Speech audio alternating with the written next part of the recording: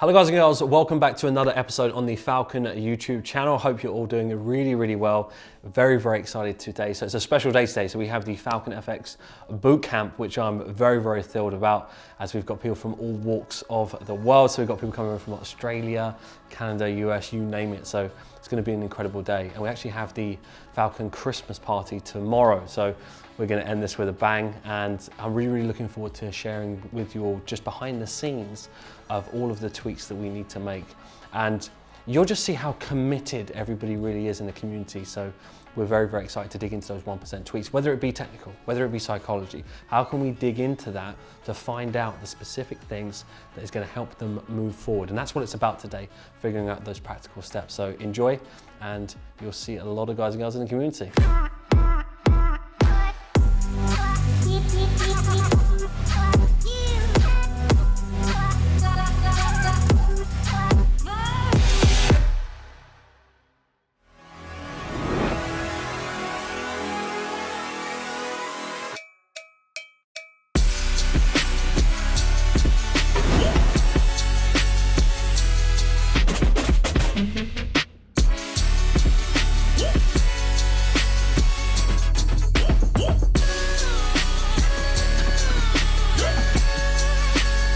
Welcome, pleasure to have you all here. I know you've come from all different parts of the world. We've got some, where are the Australians in the room? Hands up. Got quite a few. No, but honestly, it's incredible to see you here. This is the first real official boot camp, so we're excited to go over as many things as possible. The one thing that we really want to emphasize is that we want you to walk away from the boot camp knowing that you've got practical steps to actually make the tweaks. It's not just about going over content that you've heard all of us talk about 100 times. It's really those specific details that you need to do to improve. And I think that's going to be the key thing. So if you can make those tweaks and you've got something to apply over the next kind of 2 to 3 months so you can work towards it, that's going to be the most important thing. Do start things off. It'll be great to just get to know you guys, and so you can all introduce yourself. So we're just going to go around the room, and we would love to know, name, where you're from, and then just one thing that you're looking to get out of the day. Let's start at the back. Yeah, go. You're right, my name is Aidan. Started trading a year ago, so yeah, just over a year.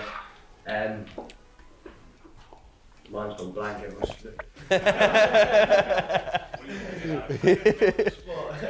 Come from Devon, England, and I suppose we just want to kick 2020 up in the best way possible. So Awesome. Johnny from Western Australia. Been trading since the start of last year. Today we're looking to get more to tweak some of the management, make a bit more property, trade and running. Nice. My name is Thomas. I'm from Portugal. I found Falcon in a free webinar back 1 year ago, 1 year and a half, and then from there I just I'm a member, and I'm looking for a few tweaks, mainly in management and in trading plan, to know exactly what I'm looking for, and try to avoid as much discretion as possible, and Nice. My name's Harrison. I'm from Australia. I started probably 3.5 years ago trading through Sport Resistance. Today I'm essentially looking for pretty much a few gold tips on psychology, man. Nice. My name's Ashley. I'm from Australia. I joined Falcon back in March, and it was first time trading, and it's been awesome today. I guess I just want to start 2020 in the best way possible. Hello guys, my name is Leon. I'm from Switzerland, and I joined Falcon in the March. And today I'm looking for the entry how I can play them. Awesome. Welcome. I'm from Texas. I joined Falcon in July-ish, and I'm here because I want to learn more how to treat it like a business and also manage emotions. Good stuff. Love it. My name's Tom. I'm from London, but originally from the southwest. I guess I've been trading just under 2 years and sort of went full time back in sort of April. The thing I'm looking to get out of today is probably some tips on where to stay out of the market. and just sort of key things to look for to stop you sort of pulling that trigger in those more valid areas? I think there's a good mixture here of people that have just started, people that are full-time traders, experience, and there's all key things, but the things that stick out is really those areas, and I like what you said as well about the knowing when to stay out of the market. That's one of the key things that we want to go over, and that's going to transition into psychology nicely. Just feel free to come up as much as possible and just treat it as a workshop rather than you just sitting there for hours and just kind of hearing the same content. We want to make those tweaks so you actually know what you're doing for the next 2 to 3 months. Everyone's been enjoying the day so far, so we're excited to get into the psychology part now. So keen to dig into as many things as possible. Now, I can appreciate that not every single one of you wants to maybe share all of your psychological things, but the more open you are about it, the easier we can do to make those tweaks. Because remember, the day you want to walk away from the day knowing that you've got practical things to focus on that's going to improve you overall. Is there anything in particular that anyone would like to share? Anything psychologically that you feel like might be holding you back? It could be limiting beliefs, it could be anything. Is there anything on anybody's mind? Or that you've struggled with and maybe you've broken through with before? Go for it. Beating yourself up about something and how to get back in the zone. Mm-hmm. And how have you overcome that? I haven't, that's why. So you're in the process of overcoming it? Yeah, I think I'm obviously getting better at it. But like, for example, the start of the week, I shared it earlier, something happened and I was so annoyed about it for like 3 or 4 hours. So a lot of that, again, you guys can jump in when you can, but a lot of that for me comes down to experience. Like when you first begin, you getting pissed off is going to last a week. Where as you get more experience, it's going to last a day, an hour. Where we'll take trades that maybe we shouldn't have, or you'll get stopped out. You'll obviously be disappointed for maybe a minute or two, but that's it. You work, like you move on. Mm-hmm. Where the difference between an expert and someone who's beginning is they'll hold on to that, and not only hold on to it for a week, but they'll let that dictate other trades. Yeah. Where as you're more advanced or more experienced, I guess, you'll be like, okay, cool, I'm annoyed, move on, okay, start fresh. Like, and that's why we talk about pre-trade routines, because you're going to fall out of the zone when you get pissed off. Come back in, okay, what's my routine to get back in the flow, and then just do that again. 100%. That's why that automation in terms of your routine, if you can not switch off but automate it, it's like, okay, well, I know what I'm doing, cool, let's replicate it. What are your sort of routines to almost like get back in the zone, for example, if you feel that something's impacted you? For me, the best thing was, maybe not in the UK, but back home in Australia, I go for a walk, literally half an hour, get a bit of sun, get some fresh air, and just not even think about the position, but just kind of clear my head. Yeah. Some people do meditation, some people, do I go for my goals. So I just reaffirm, because all of my goals are, structured into short, medium and long term. And especially as I go towards the longer term goals, it reminds me of these kind of minute, small term things that I'm just like, it's a drop in the ocean of the longer term picture of what it really is. And you're not going to remember. I always have that question. In 5 years, will I remember this week? Will I remember this day? Will I remember this trade? Probably not. So that helps me to minimize the impact of it. And the only way to fix it is to have a record of it. So it's tedious, but it's the only way to do it. You can't, otherwise you make the same mistake over and over again, repeating the same language, which is why we talk about language journals and things like that. So if you find yourself having that kind of emotion where you say, that trade annoyed me, record that straight away. You've got to be self-aware, that's the only way to fix it. So even if it's notes in your phone, just quickly, I've done it again, or whatever it may be, and you record that, and then you can see at the end of the week, end of the month, right, I've done it in January, February, how was that? If you reduce and you reduce and reduce, and before you know it, you can be self-aware enough to realize, well, I am in control of how I talk to myself. I can manage that mind, and then you'll just do it less and less. It's a good point, because a lot of people, they're used to that in terms of trading. They take some bad trades, they move their trading plan, they can change their trading behavior, but they can't do that with psychology. And all for me that comes down to is a recording. They record all the trades you take, you review ASR, blah, blah, blah. You fix the trades you're taking, but you don't fix the psychology, because 1, you're not recording it, or 2, you're not going back over that and working out, okay, this is an issue. I've been making it for 6 months. Maybe this is why I'm doing the break-even dance. So I think that was the biggest important thing for me. Definitely. And again, as a practical thing, because that's what you're after, right? Make a record straight away. As from day one, just make a goal that from now until the end of the year, and then so on to record. At least for a week, track your self-talk. Yeah. And you'll be surprised where, not how negative you are, but like how not positive you are. Because you can wake up and be like, I've definitely stopped out of that trade.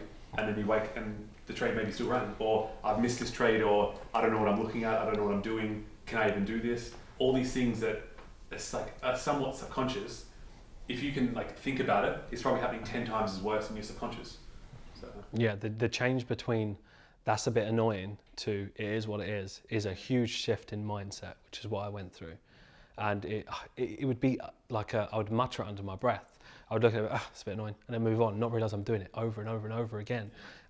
And when you're not self-aware, you won't realise that. So then I would stop, and I was just about to say, I would go, it is what it is, it is what it is. And it allowed me to be more neutral. And then I'd remind myself, it's a very tedious process that is probabilities, right? If I take this up, it sounds like a tedious process, but it works. And that's what you need to hear.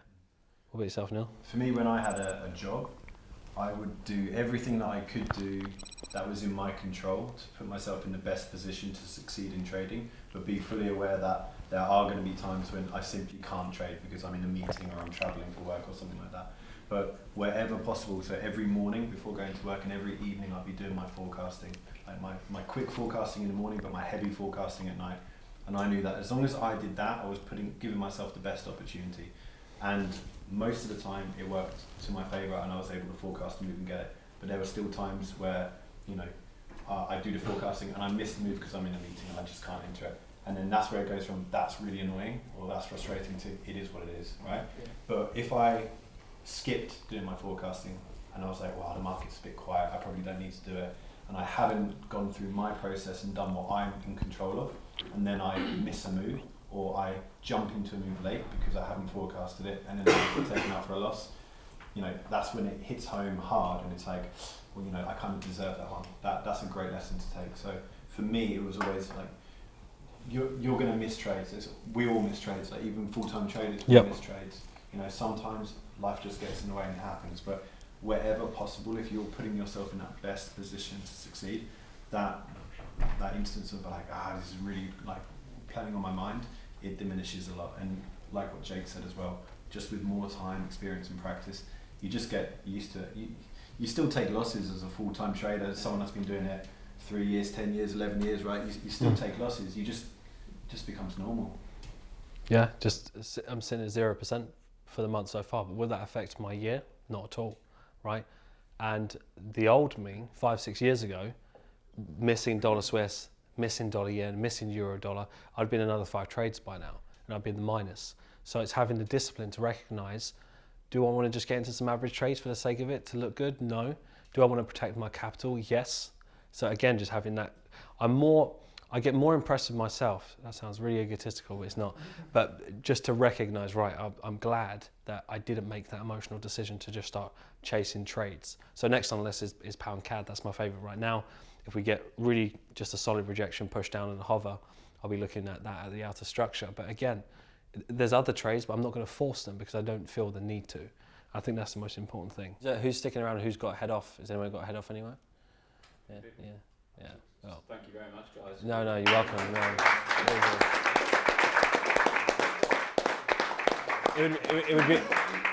It'd be really good if we could all just get a group photo, by the way. That would be awesome.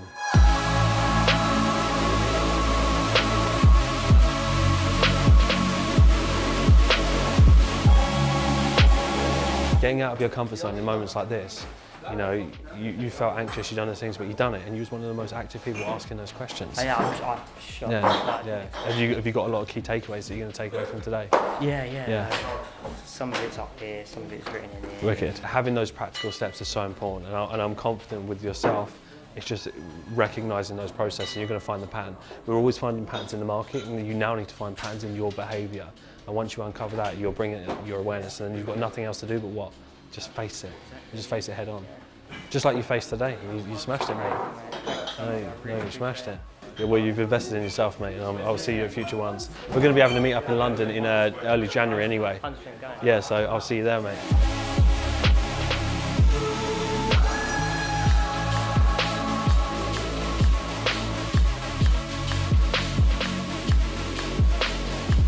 Right, guys and girls, so we've just finished up with the boot camp today and it's been incredible. We've had people from different walks of life, from Australia, the US. It's been awesome today, honestly. So me, Jake and Neil, we've really enjoyed today, and we really feel like we've uncovered a lot of 1% tweaks that people are just going to go ahead and just make these relevant little 1% tweaks to improve their overall performance. And I think the key thing thinking about today was really about accountability. monitoring your inner language and your dialogue. And I think these tweaks are going to be huge for people, and it's kind of fitting now setting up for 2020. So it's really very exciting for us to see that progression, and we absolutely loved it. So again, just a big shout out to everybody that came today. We absolutely loved it. And again, I really hope you enjoyed the insights behind the scenes of the bootcamp, and we'll speak to you soon. Have an incredible weekend.